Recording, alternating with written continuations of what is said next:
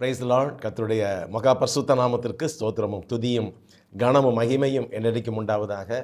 அருள்நாதர் ஆண்டவர் இயேசு கிறிஸ்துவின் உயிர்த்தெழுந்த திருநாமத்தினாலே இந்த அருமையான நிகழ்வை பார்க்கிறவங்கள் அனைவரையும் நிறைவான சந்தோஷத்தோடு கூட வாழ்த்தி இந்த நிகழ்வுக்கு வரவேற்கிறோம்.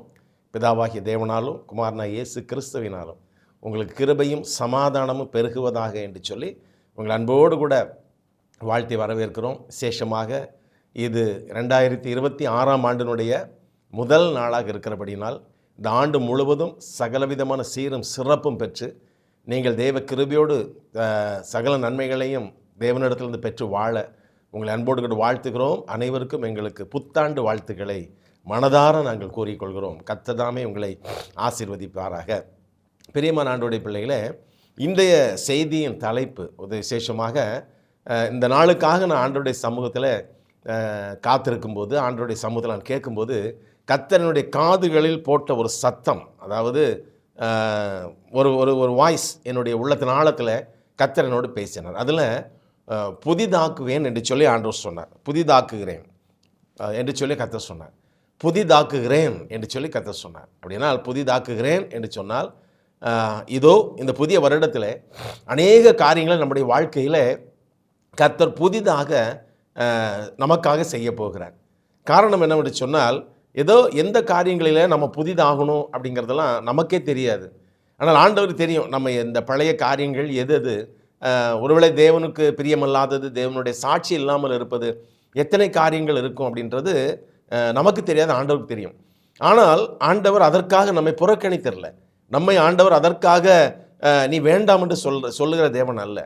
அவர் மறுபடியும் நம்முடைய வாழ்க்கையில் எவையெல்லாம் நமக்காக புதிதாக்கப்பட வேண்டுமோ அவை எல்லாவற்றையும் அவரே புதிதாக்கி நம்மை அவருடைய நாம மகிமைக்காக மறுபடியும் இந்த புதிய ஆண்டில் நமக்கு வாழ்வின் சந்தர்ப்பங்களை கொடுத்து அவர் நாமத்தை மகிமைப்படுத்த சித்தம் கொண்டிருக்கிற ஒரு தேவன். விசேஷமாக அதற்கு உதாரணமாக நாம் பார்ப்போமானால், எரேமியா தீர்க்கதரிசியின் புஸ்தகத்தில் 18வது அதிகாரத்துக்குள் நாம் வரும்போது அதற்கு ஆண்டவர் உதாரணமாக காண்பித்த அருமையான பகுதி அதுதான். எரேமியா 18ஆம் அதிகாரத்தில் ஆண்டவர் சொன்னார் 2வது வசனத்தில், நீ எழுந்து குயவன் வீட்டிற்கு போ, அங்கே என் வார்த்தைகளை உனக்கு தெரிவிப்பேன் என்று சொன்னார். அப்போ எரேமியாவிட்ட ஆண்டவர் சொல்றார், இஸ்ரவேல் ஜனங்களை குறித்து பேச போகிறார். பேச போகும்போது ஆண்டவர் சொல்றார், நீ எழுந்து குயவன் வீட்டிற்கு போ, மண் பாண்டங்கள் செய்கிறான் இல்லையா, அவன் வீட்டிற்கு நீ போ, அங்கே நான் உனக்கு என் வார்த்தைகளை தெரிவிப்பேன் என்று சொல்லி ஆண்டவர் சொல்கிறார். அவர் போகிறார். அவர் போகும்போது அங்கே ஒரு அந்த அனுபவம் வாய்ந்த அந்த அருமையான மண் பாத்திரங்கள் செய்கிறவர், அந்த மண் பாத்திரங்களை உருவாக்கக்கூடிய கருவியில் ஒரு பாத்திரத்தை அவர் உருவாக்கி கொண்டே இருக்கிறார். அப்போது எரேமியா அதை பார்த்து கொண்டு இருக்கிறார். வேதம் சொல்கிறது 4வது வசனத்தில், குயவன் வணைந்து கொண்டிருந்த மண் பாண்டம் அவன் கையில் கெட்டு போயிற்று. அப்பொழுது அதை திருத்தமாய் செய்யும்படிக்கு தன் பார்வைக்கு சரியாய் கண்டபடி குயவன் அதை திரும்ப வேறு பாண்டமாக வணைந்தான் என்று சொல்லி பார்க்கிறோம். அதாவது அந்த குயவன் கையில் அவர் அந்த பாத்திரத்தை வணைந்து கொண்டு இருக்கும்போதே, குயவன் கையில் இருக்கும்போதே அது உடைந்து போயிடுச்சு. இன்றைக்கி நம்ம அதான் நினைக்கிறோம், நம்ம ஆண்டரோடு தானே இருக்கிறோம், நம்ம கர்த்தரோடு தானே இருக்கிறோம், நம்மகிட்ட புதிதாக்க வேண்டிய காரியங்கள் என்ன இருக்கிறது, நிறைய காரியங்கள் இருக்குது, அப்படி சரியாகத்தானே இருக்கிறோம் என்று நம்ம நினைக்கிறோம். ஆனால் இல்லை, ஏதோ சில காரியங்கள் நம்மளில் பழுது காணப்படுகிறது. ஆனால் இந்த குயவனுடைய வாழ்க்கையை பாருங்கள், உடனே அவர் அந்த மண்ணை தூக்கி வெளியே எறிந்து விடவில்லை, உடனே அந்த மண்ணை அவர் புறக்கணித்து விடவில்லை. வேதத்தில் நான் வாசித்து பார்க்கும்போது, அப்பொழுது அதை திருத்தமாய் செய்யும்படிக்கு அதே மண்ணை மறுபடியுமாக ஒரு முன் இருந்ததை விட நல்ல சிறப்பான திருத்தமாக ஒரு பாத்திரமாய் வணையும்படியாய் அதே மண்ணை மறுபடியும் அவன் வணைந்து அவன் எடுக்கிறான் என்று சொல்லி பார்க்கிறோம். அப்போது ஆண்டவருடைய வார்த்தை சொல்கிறது 6வது வசனத்தில், இஸ்ரவேல் குடும்பத்தாரே, இந்த குயவன் செய்தது போல நான் உங்களுக்கு செய்யக்கூடாதோ என்று கர்த்தர் சொல்கிறார் இல்லையா, நான் உங்களுக்கு செய்யக்கூடாது என்று சொல்கிறார். சங்கீதங்களின் புஸ்தகத்தில் 103வது சங்கீதத்தை நம்ம எடுத்து அதில் இருக்கிற 14வது வசனத்தை வாசித்து பார்க்கும்போது ஆண்டவருடைய வார்த்தை சொல்கிறது, நம்முடைய உருவம் இன்னதென்று அறிவார், நாம் மண் என்று நினைவு கூறுகிறார். நம்முடைய உருவம் இன்னதென்ற உருவம் என்று சொன்னால் நம்முடைய கேரக்டர், நம்முடைய இன்னர்மேன், நம்முடைய உள்ளான சாயல் என்னவென்று அறிவார். அப்போ நமக்கு அந்த சில நேரங்களில் என்ன நினைக்கிறார், அவன் ஒரு மண், அவளை ஒரு மண், ஆகவே அவளை மறுபடியும் நான் வணைந்து எடுக்க வேண்டும் என்று சொல்லி மறுபடியும் வணைகிற ஒரு கிருபையை தேவன் நம்முடைய வாழ்க்கையில் தருகிறார். அதே போல தான் இந்த வருடத்திலும், இந்த புதிய வருடத்திலும் நம்மிடத்தில் என்ன காரியங்கள் தேவன் விரும்பாத காரியங்கள் இருக்கிறதோ அவை எல்லாவற்றையும் எடுத்து போட்டு நம்மை புதிதாக்குகிறதாக, இன்னொரு சிறப்பான தேவனுடைய சாட்சியாக வாழ்வதற்கு நம்மை புதிதாக்குகிற தேவனாக இருக்கிறார். ஒரு ரகசியத்தை உங்களுக்கு சொல்கிறேன். புலம்பலின் புஸ்தகத்தை எடுத்து அதில் 3ஆம் அதிகாரத்தில் 22, 23 இந்த 2 வார்த்தைகளை வாசித்து பார்க்கும்போது, நாம் நிர்மூலமாக இருப்பது கர்த்தருடைய கிருபையே, அவருடைய இரக்கங்களுக்கு முடிவே இல்லை, அவருடைய இரக்கங்களுக்கு முடிவே இல்லை சொல்லி, அவைகள் காலைதோறும் புதியவைகள், உமது உண்மை பெரிதாக இருக்கிறது. பாருங்க, இரக்கங்களுக்கு முடிவே இல்லை, அவை காலைதோறும் புதியவை. அப்படியானால் ஒரு நாள் முடிந்து அடுத்த நாள் நாம் காலையில் எழுந்திருக்கோம் என்று சொன்னால், ஒரு புதிய கிருபையோடு தான் தேவன் நம்மை எழுப்புகிறார். அதுபோலவே ஒரு வருடம் முடிந்து மறு வருடத்தில் தேவன் நம்மை கொண்டு வருகிறார் என்று சொன்னால், அவர் நிறைய காரியங்களை நம்ம புதிதாக்கி தான் நம்மை கொண்டு வருவார். ஆண்டவருடைய வருடங்களை குறித்து வேதத்தில் வாசித்து பார்க்கும்போது, சங்கீதங்களின் புஸ்தகத்தில் 102வது சங்கீதம் 27வது வசனத்தை வாசித்து பார்க்கும்போது, நீரோ மாறாதவராக இருக்கிறீர், உமது ஆண்டுகள் முடிந்து போவதில்லை, உமது ஆண்டுகள் முடிந்து போவதில்லை அப்படின்னு சொல்லி சொல்றார். ஆண்டவருடைய ஆண்டுகள் ஒரு நாளும் முடிந்து போவதில்லை. மாத்திரமல்ல, அதே சங்கீதம் 65:11வது வசனத்தை வாசித்து பார்க்கும்போது, வருடத்தை நன்மையினால் முடிசூட்டுகிறீர், உமது பாதைகள் நெய்யாய் பொழிகிறது. வருடங்களை நன்மையினால் முடிசூட்டுகிறீர். அப்படி நன்மையினால் முடிசூட்ட வேண்டும் என்றால், நாம் நம்முடைய வாழ்க்கையில் நிறைய காரியங்களை அவர் புதிதாக்க வேண்டியது இருக்கிறது. நீங்கள் அதை எந்த அளவுக்கு ஏற்றுக்கொள்வீர்களோ தெரியவில்லை. ஆண்டவரே, நான் என்னை முற்றிலுமாய் உம்முடைய கரத்தில் ஒப்புக் கொடுக்கிறேன், உம்முடைய நாம மகிமைக்காய் வாழ்வதற்காக நீர் எனக்கு, ஆண்டவரே, என்னை புதிதாக்க வேண்டிய காரியங்களிலே நீர் என்னை தாராளமாக புதிதாக்கலாம் என்று சொல்லி நம்மை புதிதாக்க வேண்டிய உரிமையை நாம் கர்த்தருடைய கரத்தில் கொடுப்போமானால், இந்த புதிய ஆண்டில் நீங்கள் அநேக மேன்மைகளை பெற்றுக்கொள்ளும் ஒரு சாட்சியாக வாழ கர்த்தர் உங்களுக்கு உதவி செய்ய வல்லவராக இருக்கிறார். ஏனென்றால் ஒரு வசனத்தை தேவன் அனுப்பினால் அந்த வசனத்தின் மூலமாக அவருடைய வல்லமையும் அவருடைய சத்தியத்தை அனுப்பி நம்மளோட வசனத்தின்படி செப்பனிட்டு அவருடைய சாட்சியை வாழ்வதற்கு தேவன் ஒரு எதிர்பார்ப்புள்ளவராக தான் அந்த வசனத்தை அனுப்புகிறார். ஆகவே புதிதாக்குகிறேன் என்று கர்த்தர் சொல்கிறார் இல்லையா? அப்படியே உங்களுடைய வாழ்க்கையிலும் தேவன் அந்த புதிய ஆண்டில் நிறைய காரியங்களை புதிதாக்குகிறார்.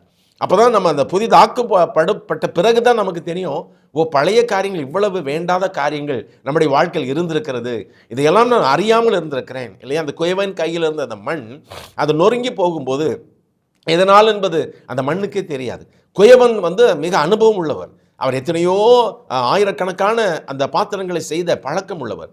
ஆனால் அந்த மண்ணில் ஏதோ ஒரு சின்ன ஒரு தவறு இருந்ததுனால தான் குயவன் கையில் இருக்கும்போதே அது நொறுங்கி போயிற்று.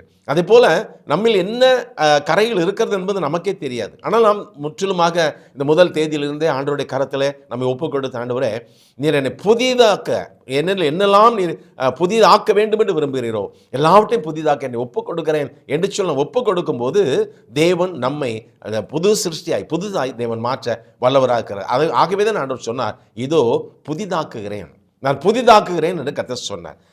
வேதத்து புத்தகத்தை நாம் எடுத்து வாசித்து பார்க்கும்போது, கர்த்தரால் பயன்படுத்தப்பட்ட எல்லா பிள்ளைகளையும் அவருடைய முன் இருந்த வாழ்க்கை, அவருக்கு பின் இருந்த வாழ்க்கை என்று 2 பகுதிகளை நாம் வேத புத்தகத்தில் வாசிக்க முடியும். அவர் முன் இருந்த வாழ்க்கையில் அவர்களை தேவன் அழைத்து, அப்படியே தேவன் அழைப்பார். முன்னிருந்த வாழ்க்கையில் அப்படியே தேவன் அழைப்பார். அழைத்த பிறகு அவர்களை புதிதாக்குவார் ஆண்டவர். அந்த புதிதாக்கின பிறகுதான் அவர்கள் ஆண்டவருடைய நாம மகிமைக்காக வாழக்கூடிய பாத்திரங்களாக வாழ தகுதி பெறுகிறார்கள் என்பதை நாம் வேத புத்தகத்தில் வாசிக்க முடியும்.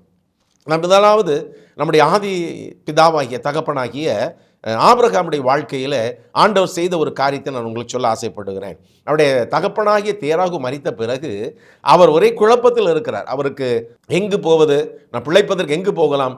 சொந்த ஊராகிய கல்தேயர் என்ற அந்த பட்டணத்தில் உள்ள ஊர் என்கிற ஊரை விட்டு வந்துட்டார். அவர் வந்த பிறகு எங்கே போகலாம், எப்படி போகலாம், அந்த கல்தேயர் தேசத்துக்கு திரும்பி போகலாமா வேண்டாமா என்கிற ஒரு நோக்கத்தோடு இருக்கும்போது கர்த்தர் அவரை அழைக்கிறார். கர்த்தர் அழைத்து அவருக்கு ஒரு ஆசீர்வாதத்தை கொடுக்க என்னவென்று சொன்னால், நான் உன்னை பெரிய ஜாதியாக்கி உன்னை ஆசீர்வதித்து உன் பேரை பெருமைப்படுத்துவேன், நீ ஆசீர்வாதமாக இருப்பாய் என்று சொல்லி அவருக்கு ஒரு வார்த்தைகளை கர்த்தர் கொடுக்கிறார். ஆனால் கொடுத்த உடனேயே அவருடைய வாழ்க்கையில் அது மாறிவிட்டதா என்று சொன்னால் உடனேயே மாறிவிடவில்லை இல்லையா? ஏனென்றால் வேதத்தில் நாம் வாசித்து பார்க்கும்போது ஆண்டவர் அவர் அழைக்கும் போது அவருக்கு 75 வயதாகிறது. ஆனால் அந்த வார்த்தைகளை கர்த்தர் அவருக்கு சொல்லிவிட்டார். இன்றைக்கு நமக்கு எத்தனையோ வாக்குத்தத்தங்களை தேவன் தருவார், ஆனால் நிச்சயமாக செய்வார் என்ற ஒரு உறுதி நமக்குள் இருக்க வேண்டும்.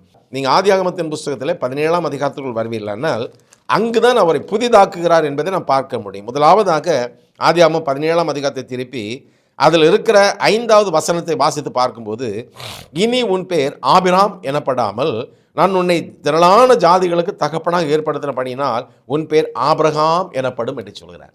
இங்கே தான் ஆண்டவர் அவரை புதிதாய் மாற்றுகிறார். அதுவரையிலும் என் தேராகுடைய மகனாக இருந்த ஆபிராம், தேவனால் அழைக்கப்பட்ட ஆபிராம் தான். ஆனாலும் அந்த பழைய ஆபிராமாகவே இருந்தவரை இந்த இடத்தில் தான் தேவன் அவரை புதிதாக்குகிறார். எப்படி புதிதாக்குகிறார்? இதுவரையிலும் சொன்னார் ஆண்டவர், இதுவரையிலும் உன் பெயர் எப்படி இருக்கிறது? ஆபிராம். ஆபிராம் என்று சொன்னால் எக்ஸால்டட் ஃபாதர் என்று சொல்லி பெயர். அதாவது ஒரு நல்ல ஒரு கனப்படுத்தப்பட்ட ஒரு தகப்பன் என்று சொல்லி பெயர் ஆபிராம். அவர் அந்த பெயருக்கு தக்கவாறு தான் வாழ்ந்து கொண்டிருந்தார். குழந்தைகள் இல்லை என்று சொன்னாலும் அவரிடத்தில் ஏராளமான வேலைக்காரர்கள், அவருக்கு ஏராளமான சொத்துக்கள் சுதந்திரங்கள் இருந்த போதும் எல்லாருக்கும் ஒரு தலைவராக அவர் வாழ்ந்திருந்தார். இப்போது ஆண்டவர் அவரை ஆபிரகாம் என்று சொல்கிறார். ஆபிரகாம் என்று சொன்னால் ஃபாதர் ஆஃப் நேஷன்ஸ், திரள் கூட்டமான ஜனங்களுக்கு தகப்பன். அதாவது ஒரு குடும்பத்திற்கு நீ சிறப்பான தகப்பனாக இருப்பதை விட உலகம் முழுவதும் இருக்கிற சிறப்பான ஒரு ஜனத்திற்கு நீ தகப்பனாக போகிறாய். ஒரு குடும்பத்தில் ஒரு தகப்பனாக இருப்பதை விட உலகம் முழுவதற்கும் நீ விசுவாசிகளின் தகப்பனாக இருக்க போகிறாய் என்று சொல்லி அவரை அங்கே கர்த்தர் மாற்றுகிறதை நான் வேத புஸ்தகத்தில் வாசிக்கிறோம். அங்கே அவரை புதிதாக்குறதை நான் வேத புஸ்தகத்தில் வாசிக்கிறோம். இங்கே தான் அவருடைய வாழ்க்கை புதிதாகிறது. அது வரையிலும் பழைய ஆபிரகாமாக தான் இருந்தவர் இங்கே ஆபிரகாமாய் மாறுகிறார். அது மாத்திரமல்ல, 15வது வசனத்தை வாசித்து பார்க்கும்போது, பின்னும் தேவன் ஆபிரகாமை நோக்கி உன் மனைவியை சாராய் என்று இனி அழைக்காதிருப்பாயாக, சாராள் என்பது அவளுக்கு பெயராக இருக்கும் என்று சொல்லி அவர் சொல்வதை பார்க்கிறோம். இங்கே ஆபிரகாமை மட்டும் அவர் புதிதாக்கவில்லை, சாராளையும் அவர் புதிதான ஒரு சிருஷ்டியாக ஆண்டவர் உருவாக்குவதை அங்கே வேதத்தில் வாசிக்கிறோம். பிரியமான ஆண்டவருடைய பிள்ளைகளே, நாம் அந்த பகுதியை வாசித்து பார்க்கும்போது சாராய் என்று சொன்னால் மை பிரின்சஸ், என்னுடைய இளவரசி என்று பெயர். சாராய் என்று சொன்னால் என்னுடைய இளவரசி என்று சொல்லி பெயர். ஆனால் சாராள் என்று சொன்னால் பிரின்சஸ், அதாவது அனைவருக்கும் அவர்கள் இளவரசியின் தாயாராக இருந்து இளவரசியாக இருந்து அனைத்து சந்ததிகளையும் உருவாக்கக்கூடியவர்கள். நல்லா கவனித்துக் கொள்ளுங்கள். இன்றைக்கு இருக்கிற அந்த அனைத்து சந்ததியும் ஆபிரகாம் சாராள் மூலமாக உருவானவர் தான். ஈசாக்கு, யாக்கோபு, அதன் பிறகு இஸ்ரவேல் சந்ததி அனைவரும் தேவனுடைய விசுவாச காரியங்கள். அந்த வம்சத்திலே ஆண்டவராக இயேசு கிறிஸ்து வந்தார். அவர் மூலமாக ஆவிக்குரிய பிள்ளைகளாக நாம் எல்லாரும் வந்திருக்கிறோம். இத்தனைக்கும் தாய் யார்? அந்த சாராள். அவர்கள் அதாவது மை பிரின்சஸ் என்று சொல்லுகிறவர்கள் அந்த உலகம் முழுவதற்கும் இளவரசி என்றால் அதிகாரம் படைத்தவர்களாக, அனைவரையும் உருவாக்குறவர்களாக, அப்படிப்பட்ட ஒரு மகிமை நிறைந்தவர்களாக அந்த இடத்திலே கர்த்தர் அவர்களை மாற்றுகிறார், புதிதாக்குகிறார். பிரியமான ஆண்டவருடைய பிள்ளைகளே, இதுதான் இந்த வருடத்தில் நமக்கு தேவை என்பதை கர்த்தர் அறிந்திருக்கிறார். ஆபிரகாமை அழைத்த போது இருந்ததை அப்படியே விட்டுவிடவில்லை ஆண்டவர். இடைப்பட்ட வழியிலே இந்த ஆதியாகமம் 17ஆம் அதிகாரத்தில் ஆபிரகாமை புதிதாக்குகிறார், சாராயை புதிதாக்குகிறார். ஆபிரகாம் சாராள் என்று பெயரை கொடுத்து அவர்களை ஜாதிகளுக்கு தகப்பன் என்றும் சகல ஜாதிகளுக்கும் நீ இளவரசி என்றும் அவர்களை மேன்மைப்படுத்தி மகுடம் சூட்டி அவர்களை புதிதாக்கினபடியினால் அதன் பிறகுதான் அவருடைய வாழ்க்கையில் ஈசாக்கு பிறக்கிறது, மற்ற காரியங்கள் நடக்கிறது, எல்லாவற்றையும் கர்த்தர் செய்ய முடிகிறது என்று பார்க்கிறோம். ஆகவே நம்முடைய வாழ்க்கையிலும் இதுவரையிலும் இருந்ததை விட கர்த்தர் ஒரு குறிப்பிட்ட காரியங்களிலே சில காரியங்களிலே நம்மை புதிதாக்கினால்தான் நாம் கர்த்தருக்கு இன்னும் முழுமையான சாட்சிகளாய் வாழ முடியும். ஒருவேளை நம்முடைய வாழ்க்கையில் நாம் அதை அறியாமல் இருக்கலாம். நான் பக்தியாக இருக்கிறேன், நான் பரிசுத்தமாக இருக்கிறேன், ஆனால் வார்த்தை சொல்கிறது குயவன் கையில் இருக்கும்போதே அது பழுதடைந்து விட்டது. அந்த பாத்திரம் குயவன் கையில் பழுது அடைந்த உடனே அவர் அதில் பழுது இருக்கிறதை கண்டுபிடித்து அந்த பழுதை மறுபடியும் நீக்கி அவர் மறுபடியும் அதே மண்ணை எடுத்து அவர் மறுபடியும் தனக்கு உபயோகமான ஒரு பாத்திரமை உருவாக்குகிறார் இல்லையா? அதே காரியத்தை உன்னுடைய வாழ்க்கையில் செய்ய எனக்கு அனுமதி கொடுப்பாயா என்று தான் கர்த்தர் கேட்கிறார். உன்னிடத்தில் உள்ள குறைகள் உனக்கு தெரியாது. ஆனால் பெரும்பாலும் மனிதர்கள் மற்றவர்களை பார்த்து நான் அவளை விட சிறந்தவன் என்று நமக்கு நாமே ஒரு சான்றிதழ், ஒரு சர்டிஃபிகேட் கொடுத்து நாம் வைத்துக் கொள்கிறோம். அல்ல, கர்த்தருக்கு முன்பதாக பார்க்கும்போது எத்தனையோ காரியங்களில் நாம் குறை உள்ளவர்களாக காணப்படலாம். இந்த முதல் நாளிலே நாம் அதை சரி செய்து கொள்ளும்போது இந்த வருடம் முடிவதற்குள்ளாக நிறைய மேன்மையான காரியங்களை பெற்றுக்கொள்ள கர்த்தர் நமக்கு உதவி செய்ய வல்லவராக இருக்கிறார். ஆகவே ஆபிரகாமுடைய வாழ்க்கையில் அவரை புதிதாக்கும்படியாய் புதிய பெயரை கொடுத்து அந்த பெயருக்கு தகுந்த ஒரு பதவி உயர்வை போல அவரை கண்டு அவரை புதிதாக்குனதை போல தேவ பிள்ளையை கர்த்தர் உங்களை புதிதாக்க வாஞ்சியோடு கூட இருக்கிறார். அது மாத்திரமல்ல, வேதம் முழுவதும் நிறைய வாசித்து பார்க்கிறோம். ஆனாலும் சில காரியங்களை நாம் இங்கே மறுபடியுமாக வேதத்தில் வாசித்து பார்க்க வேண்டியதாக இருக்கிறது. கர்த்தர் சொன்ன சில காரியங்கள் வேத புஸ்தகத்தில் வாசிக்கிறோம். நம்ம எஸ்தரின் புஸ்தகத்தை நம்ம எடுத்துக்கொள்ளும் போது அதிலே அவர்களுடைய வருடங்களையே கர்த்தர் புதிதாக்கினார் என்று சொல்லி நான் வேதத்தில் வாசிக்கிறோம் இல்லையா? எஸ்தரின் புஸ்தகத்தில் 9ஆம் அதிகாரம் 26வது வசனத்தை வாசிக்கும் போது, ஆகிய அந்த நாட்கள் பூர் என்னும் பெயரினால் பூரீம் என்று அழைக்கப்பட்டது.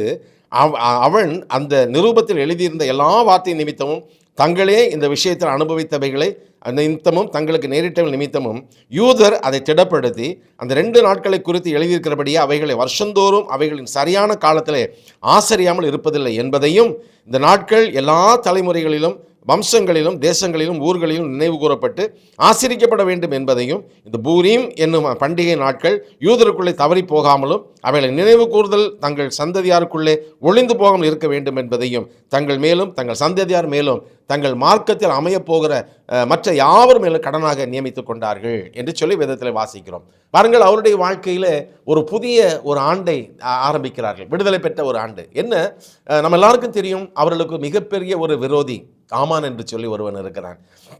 ஆனால் அவனுடைய முழு எண்ணமே என்ன, இந்த சமஸ்த 127 நாடுகளிலும் இருக்கிற சமஸ்த யூதர்களையும் கொன்று குவித்து விட வேண்டும். இந்த யூதர் என்கிற ஒரு இனம் இனிமேல் இருக்கவே கூடாது, ஏனென்றால் அந்த யூத இனம் எனக்கு தலை வணங்காத ஒரு இனம் என்று சொல்லி அவன் ஒரு தீர்மானம் பண்ணுகிறான். பிரியமான ஆண்டவருடைய பிள்ளைகளே, ஏசாயா தீர்க்கதரிசியின் புஸ்தகத்தில் உனக்கு விரோதமாய் உருவாக்கப்படும் ஆயுதம் வாய்க்காமலே போகும், உனக்கு விரோதமாய் உருவாக்கப்படும் ஆயுதம் வாய்க்காமலே போகும், உனக்கு விரோதமாய் குற்றப்படுகிற எந்த நாவையும் நீ குற்றப்படுத்துவாய் என்று சொல்லி ஆண்டவர் சொல்கிறதை பார்க்கிறோம் இல்லையா? அப்போ இந்த எஸ்தரின் புஸ்தகத்தில் பாருங்கள், அவங்க விரோதமாக அந்த ஆமான் எழும்புகிறான். ஆனால் சூழ்நிலை எப்படி மாறுகிறது? தேவன் அதை மாற்றுகிறார், தேவன் அதை புதிதாக்குகிறார், சூழ்நிலை புதிதாக்குகிறார். திகிலும் பயமும் நிறைந்த அந்த நாட்கள், அந்த சூழ்நிலையை தேவன் புதிதாக்குகிறார். அது எப்படி புதிதாக்குறார் என்று சொன்னால், யூதர்கள் பயந்து நடுங்கி கொண்டிருந்த அந்த யூதர்கள் மத்தியிலே திடீரென்று ஒரு செய்தி வருகிறது. உங்களுக்கு விரோதமாக சட்டங்களை எழுப்பின இந்த ஆமான், உங்களை கொன்று குவிக்க வேண்டும் என்று நினைத்து உங்களுக்கு விரோதமாய் எழும்பின இந்த ஆமான் தூக்கு போட்டு செத்து போனான், மரித்து போனான். அந்த ஆமானை அகாஸ்வேரு ராஜா தண்டித்து விட்டார். அவன் போட்ட சட்டத்தின் நிமித்தமாகவே அவனை தண்டித்து விட்டார். அவன் உங்களுக்கு விரோதமாய் எழும்பினவனை ராஜாவே கொண்டு போட கட்டளை கொடுத்து விட்டார். அவன் செத்து போனான். நல்லா கவனித்து பாருங்கள், ஒரு கடிதம் போயிருக்கிறது. இந்த குறிப்பிட்ட நாளில் எல்லா யூதர்களும் அழிந்து போக வேண்டும், அழித்து போட வேண்டும், கொன்று போட வேண்டும் என்று 127 நாடுகளுக்கு அனுப்பப்பட்ட அந்த கடிதம், அந்த சட்டம் போய் சேருவதற்கு முன்னமே அடுத்த செய்தி போகிறது, உங்களை கொன்று குவிக்க வேண்டுமென்று எழும்பின உங்களுடைய சத்ரு செத்து போனான். எவ்வளவு ஒரு பெரியமான ஒரு மாறுதலை கர்த்தர் அங்கே புதிதாக்குகிறார் பார்த்தீங்களா? அந்த சட்டத்தை எப்படி புதிதாக்குகிறாள்? அதைத்தான் வேத புஸ்தகத்தில் நான் வாசித்து பார்த்ததை போல, உனக்கு விரோதமாக உருவாக்கப்படும் எந்த ஆயுதமும் வாய்க்காமலே போகும் என்று ஆண்டவர் ஒரு அருமையான ஒரு சாட்சியை கொடுக்கிறது. இது மாத்திரமல்ல, அது என்னுடைய ஊழியக்காரர்களுக்கு நான் செய்யக்கூடிய ஒரு பெரிய ஒரு வாக்குத்தத்தம் என்று சொல்லி கர்த்தர் சொல்கிறார். உனக்கு விரோதமாய் உருவாக்கப்படும் ஆயுதம் வாய்க்காமலே போகும். ஏனென்றால் அப்படிப்பட்ட சூழ்நிலைகள் எல்லாவற்றையும் நான் புதிதாக்குகிறேன். உனக்கு விரோதமாக இருக்கக்கூடிய அந்த சட்ட திட்டங்கள், உனக்கு விரோதமாக இருக்கக்கூடிய பலவிதமான கட்டுகள் எல்லாவற்றையும் நான் அவிழ்த்து அந்த சூழ்நிலையை கூட நான் இப்போது புதிதாக்க போகிறேன் என்று கர்த்தர் சொல்கிறார். பிரியமான ஆண்டவருடைய பிள்ளைகளே, ஆகவே தான் இஸ்ரவேல் ஜனங்கள் அந்த நாட்களிலே அந்த வருடத்திலிருந்து ஒரு புதிய பண்டிகை உருவாக்குகிறார்கள். அந்த பண்டிகைக்கு பெயர் பூரீம் என்று சொல்லி ஒரு பண்டிகை என்று பார்க்கிறோம். ஆகவே இந்த அருமையான நாளிலும் தேவ பிள்ளையே, உனக்கு விரோதமாக ஜனங்கள் எழும்பி இருக்கக்கூடிய எல்லா சூழ்நிலைகளையும் கர்த்தர் மாற்றி சூழ்நிலை புதிதாக்க தேவன் வல்லவராக இருக்கிறார். இறுதியாக ஒரே ஒரு காரியத்தை பார்த்து நான் முடிக்க ஆசைப்படுகிறேன். யோவான் 4ஆம் அதிகாரத்தில் 16வது வசனத்தில் இயேசு அவளை நோக்கி, நீ போய் உன் புருஷனை இங்கே அழைத்து கொண்டு வா என்று சொல்ல, நான் உன்னை பார்த்துட்டேன், நீ ஒரு நல்ல பக்தி உள்ள பிள்ளை மாதிரி தான் தெரியுது, நான் உன் புருஷனையும் பார்க்க ஆசைப்படுகிறேன், நீ போய் உன் புருஷனை இங்கே அழைத்து வா, என்கிட்ட கூட்டிட்டு வா அப்படின்னு சொல்கிறார்.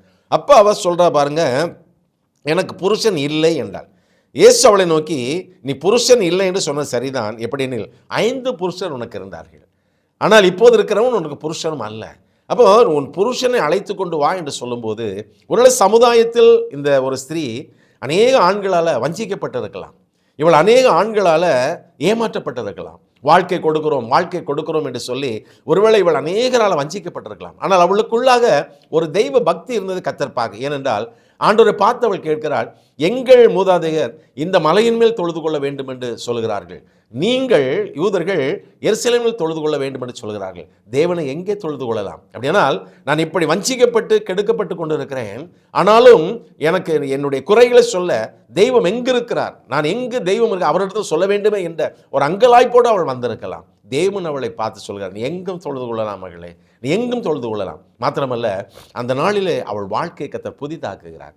அவளுக்கு தம்மை வெளிப்படுத்துகிறார் ஆண்டவர். தம்மை வெளிப்படுத்தி அது முதல் அவளை தம்முடைய ஒரு ஊழியக்காரியாக அந்த சமாரியாவுக்கு முழுவதற்குமாக சென்று அநேகருக்கு மேசியாவை பற்றி சொல்லக்கூடிய ஊழியக்காரியாக தொடர்ந்து அவள் தேவனுடைய ஒரு நல்ல பணியை செய்யக்கூடிய ஊழியக்காரியாக மாறி இருக்க வேண்டும். பிரியமான ஆண்டவருடைய பிள்ளைகளே, அவளை புதிதாக்குகிறார் வாழ்க்கையை.